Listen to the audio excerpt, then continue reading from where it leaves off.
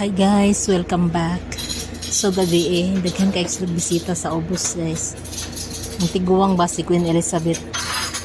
Na mga bisita.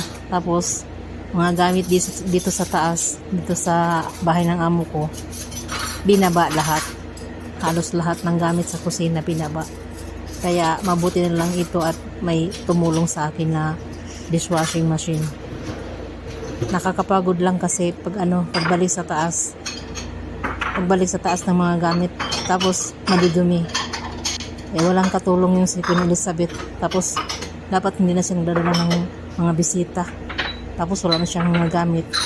Yung mga gamit sa mga lumay, dapat bumili na sila ng bago para hindi na akyat panaog yung mga gamit dito sa taas. Kaya nabasag tuloy yung tatlo yung nabasag ko na mga platong maliliit kasi akyat panaog. Nasa first floor sila, tapos nasa third floor kami.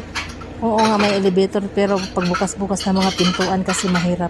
Tapos nakatingin yung mga yung mga kapitbahay dyan sa apartment kasi mayroong mga harap-harapan kasi yung apartment sa baba. Kaya nakatingin sila akyat panaog ako. Panay busy ang elevator kagabi. Diyos ko, ano ba yan? So, yan lang po. Bye. Thank you for watching.